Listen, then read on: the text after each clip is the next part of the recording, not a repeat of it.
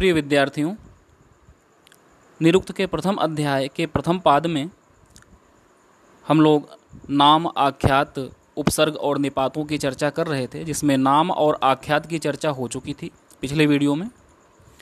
और पिछले वीडियो में हम लोग सत्वोपदेश निरूपणम और भावोपदेश निरूपणम यहाँ तक हो गया था। उसके बाद आगे देखते हैं। नाम, आख्यात, उपसर्ग और निपात, ये चूँकि शब्द के ही 4 विभाग हैं, तो एक यहाँ पर बड़ा महत्वपूर्ण प्रश्न उठता है कि शब्द नित्य हैं अथवा अनित्य हैं। हमारी जो संस्कृति है, हमारी जो परंपरा है और हमारा जो दर्शन है, वह शब्द को नित्य मानता है, शब्द को नित्य मानता है। लेकिन कुछ विद्वान ऐसे भी हुए हैं जो शब्द को नित्य नहीं मानते हैं। उन्हीं में से एक विद्वान हैं आचार्य औदुंबरायण। आचार्य औदुंबरायण का मानना है कि शब्द वस्तुतः अनित्य हैं, इनकी नित्यता केवल जिह्वा तक ही सीमित है।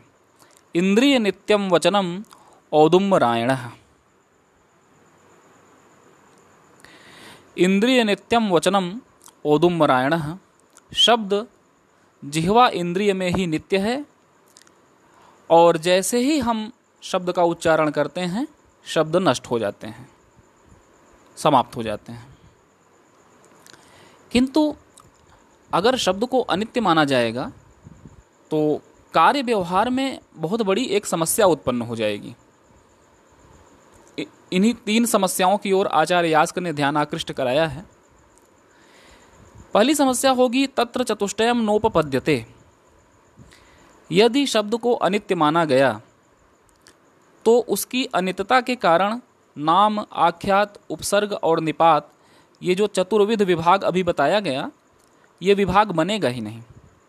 क्योंकि जब शब्द उच्चरित होते ही नष्ट हो जाएगा, तब वाक्य में अनेक शब्दों की एक साथ स्थिति संभव नहीं हो पाएगी।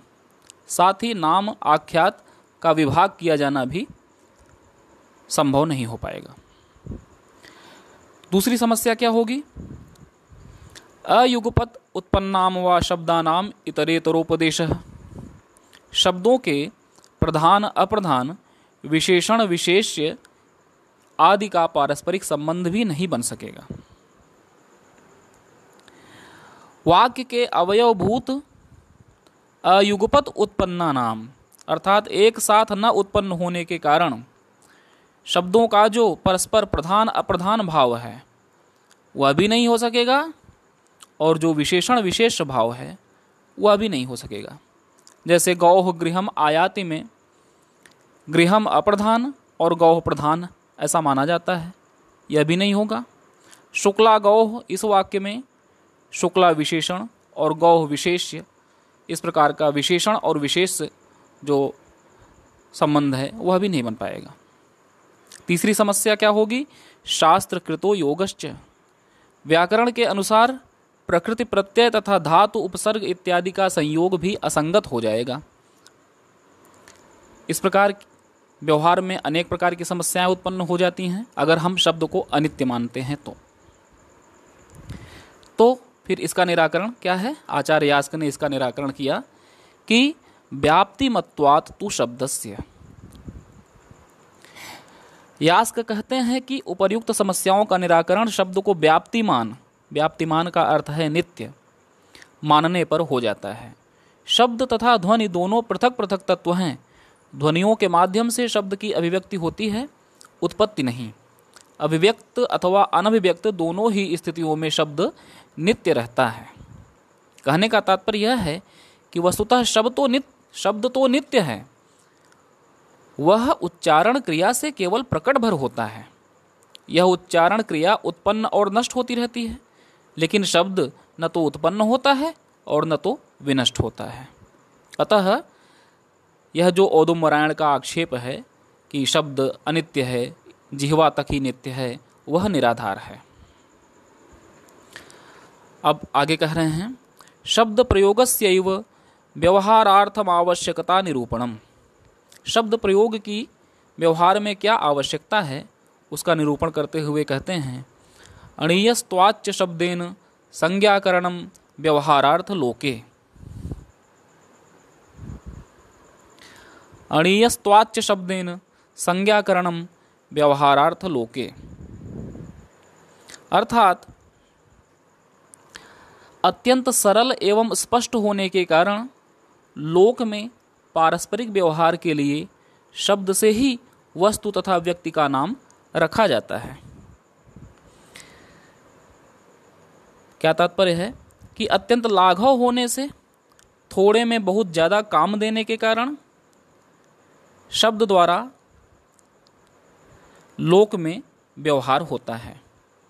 जैसे कोई यह आशंका करे कि जब हम हाथ के हिलाने, आँख के मीचने आदि इशारों से अगर कार्य व्यवहार चला सकते हैं, तब इतने बड़े शब्द समूह या शास्त्राध्ययन की क्या आवश्यकता है।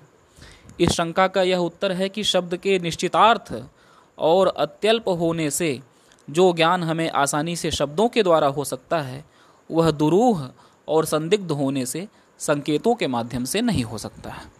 तो व्यवहार में, लोक व्यवहार में शब्द प्रयोग की परम आवश्यकता है, और शब्द प्रयोग के बिना कार्य व्यापार अत्यंत दुरूह हो जाएगा। आगे बताते हैं तेषाम मनुष्यवत देवताभिधानम। फिर कह रहे हैं कि शब्द की आवश्यकता केवल मनुष्यों को ही नहीं है, अपितु देवताभिधानम, देवताओं के ज्ञान के लिए भी, देवताओं के प्रति व्यवहार के लिए भी शब्द की आवश्यकता है। तेषाम, उन नामाख्यातोपसर्ग निपातात्मक पदों की शक्ति मनुष्यवत यानी मनुष्यों की तरह देवताओं की का भी कथन करने में समर्थ है। अर्थात जो लौकिक भाषा के शब्द हैं वे ही वैदिक भाषा के भी हैं। इन शब्दों की जो शक्ति मनुष्यों को बोध करा सकती है, मनुष्यों का बोधन करा सकती है, वही देवताओं का बोधन कराने में भी समर्थ है। जैसे एक उदाहरण से देखिए, लौकिक में व्यवहार होता है, कहा जाता है कि देवदत्त आया ही दुग्धम पिब, हे देवदत्त आओ और दूध पियो। तो उसी प्रकार से देवताओं को भी शब्द के माध्यम से ही पुकारा जाता है, बुलाया जाता है।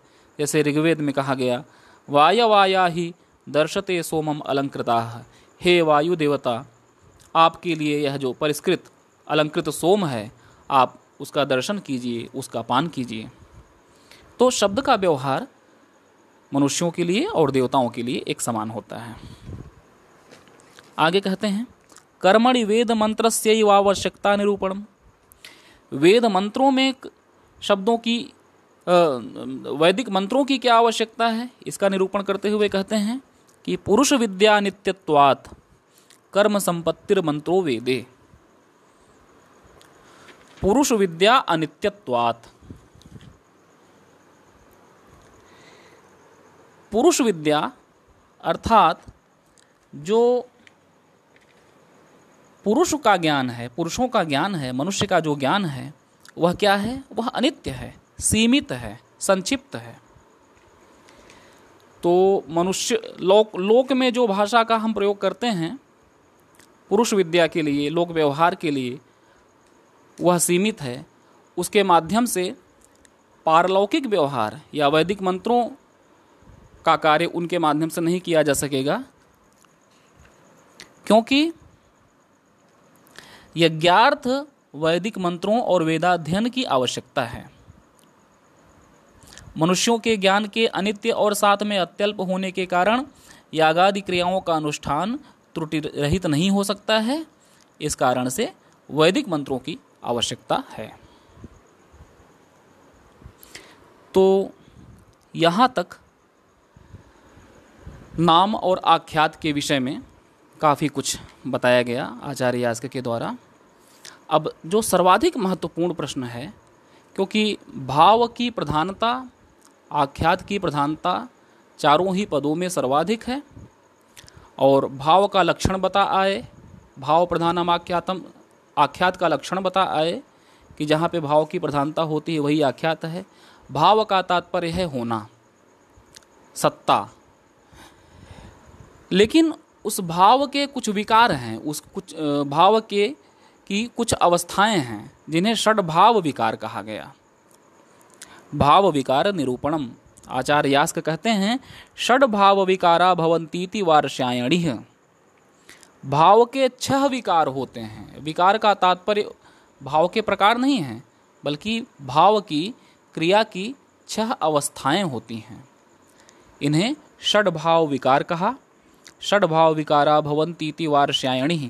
आचार्य वार्ष्यायण ने 6 भाव विकारों की चर्चा की। वार्ष्यायणी का यह मंतव्य है कि भाव के 6 विकार अर्थात 6 अवस्थाएं होती हैं। कौन कौन सी?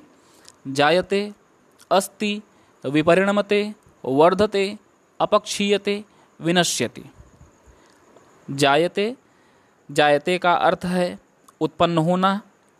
अस्ति जिसका अर्थ है होना। विपरिणमते जिसका अर्थ है परिवर्तित होना, बदलना। वर्धते जिसका अर्थ है वृद्धि को प्राप्त होना, बढ़ना। अपक्षीयते जिसका अर्थ है ह्रास को प्राप्त होना अर्थात घटना। और विनश्यति जिसका अर्थ है नष्ट हो जाना। तो भाव के यह 6 विकार हैं। इन्हीं 6 विकारों में भाव की सत्ता होती है। अब इन 6 को विस्तार से बताते हैं।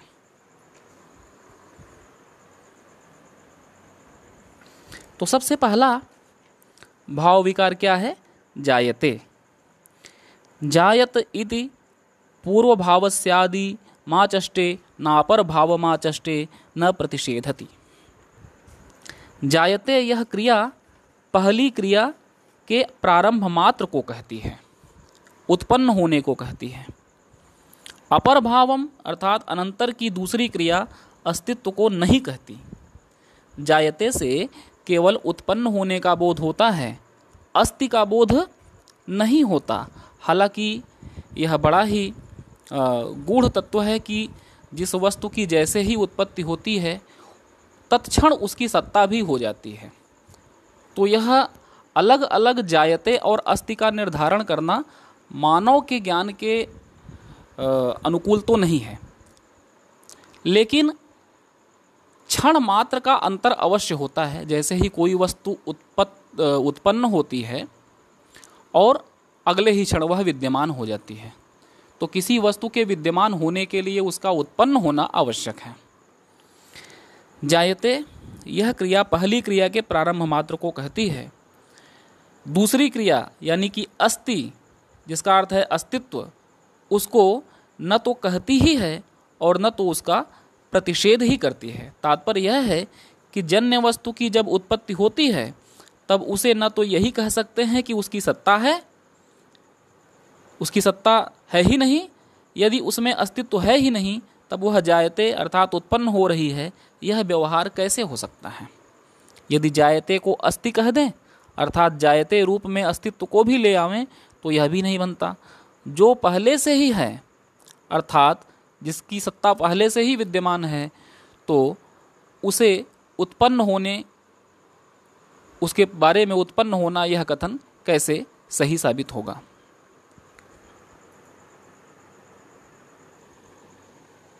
अर्थात जायते यह केवल किसी भी वस्तु की आदि क्रिया के प्रारंभ मात्र को कहता है। वहाँ न तो अस्तित्व का प्रतिषेध है और न तो अस्तित्व की स्वीकृति ही है। दूसरा भाव विकार कहते हैं अस्ति। अस्ति के बारे में कहा जा रहा है अस्तित्युत्पन्नस्य सत्वस्यावधारणम। अस्ति यह शब्द या यह क्रिया पैदा हुए पदार्थ की निश्चयात्मक स्थिति को कहता है, और यह अस्ति अगली क्रिया अर्थात विपरिणमते को न तो कहती ही है और न तो मना करती है। यानी कि जैसी समस्या जायते के साथ थी कि जब कोई वस्तु उत्पन्न होती है तो जो अगली क्रिया है अस्ति अर्थात विद्यमान होना, न तो उसे कहती ही है और न तो उसका प्रतिषेध ही करती है। अर्थात यदि उसको जायते का अर्थ होना होने लगेगा तो फिर जायते को अलग से कहने की क्या आवश्यकता थी। आवश्यकता केवल यह थी कि जायते कहने से किसी वस्तु की उत्पत्ति के बारे में पता चलता है। इसी प्रकार से अब अस्ति अस्ति कहने से किसी वस्तु की विद्यमानता के बारे में पता चलता है, लेकिन यह जो अस्ति है वह विपरिणमते को यानी परिवर्तित होने को न तो कथन ही उसका करती है और न तो उसका प्रतिषेध ही करती है। अब तीसरा भाव विकार देखिए, विपरिणमते यानी परिवर्तित होना। विपरिणमत इत्य प्रत्यवमानस्य तत्वाद्विकारम, अर्थात विपरिणमते परिवर्तित होता है यह शब्द अपनी असलियत से न गिरती हुई वस्तु के विकार मात्र को कहता है। अर्थात वस्तु अपनी सत्ता से तो नहीं डिगती, किंतु पूर्व स्थिति में भी नहीं रह पाती, उसमें कुछ न कुछ फर्क अंतर आ ही जाता है, और यह जो अंतर है इसे ही विपरिणाम कहते हैं। विपरिणमते यह क्रिया, अगली क्रिया जो है भाव विकार, वर्धते को न तो कहती ही है और न तो उसका निषेध ही करती है। सामान्य शब्दों में समझिए कि विपरिणमते का अर्थ है परिवर्तित होना।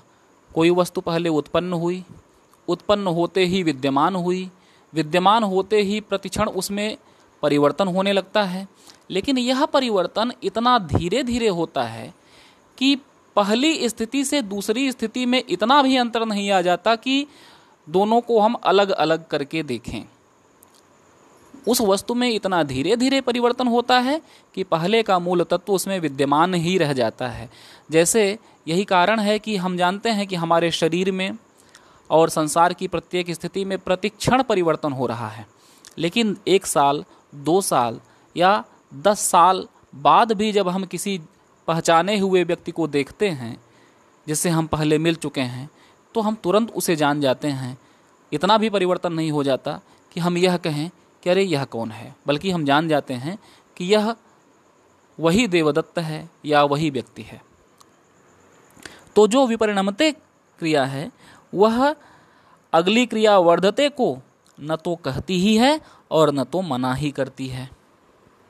ठीक है, अगला देखिए, वर्धते इति स्वांगाभ्युच्चयम सांयौगिकानाम वार्थानाम वर्धते विजयनेति वा वर्धते शरीरेणेति वा।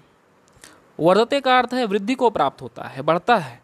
यह शब्द स्वांगानाम अभ्युच्चयम, अपने शीर ग्रीवा आदि अवयवों से की वृद्धि को भी कहता है, और सांयौगिका नाम अर्थानाम वा, अपने संपर्क में आए हुए धन धान्य आदि पदार्थों की वृद्धि को भी कहता है। पहले का उदाहरण है वर्धते विजयेन, वह विजय से बढ़ रहा है, वह जीतता जा रहा है, यह सांयौगिक का उदाहरण है। और दूसरा है वर्धते शरीरेण, वह अपने शरीर से बढ़ रहा है, उसका शरीर बढ़ रहा है। तो यह जो है स्वांगाभ्युच्चय का उदाहरण है, अपने अंग की वृद्धि का उदाहरण है। तो जब हम वर्धते कहते हैं तब इससे अगली क्रिया अर्थात अपक्षय को न तो कहते ही हैं और न तो उसका निषेध ही करते हैं। देखिए, प्रत्येक भाव विकारों की परिभाषा में यह शब्द जरूर कहा जा रहा है कि अगला जो भाव विकार है उसका न तो वह कथन कर रहा है न तो निषेध कर रहा है। तात्पर्य यह है कि प्रत्येक भाव विकार आपस में आटे की तरह गूंथे हुए हैं, जिसमें से आटे के एक कण को अलग करके पहचानना संभव नहीं है।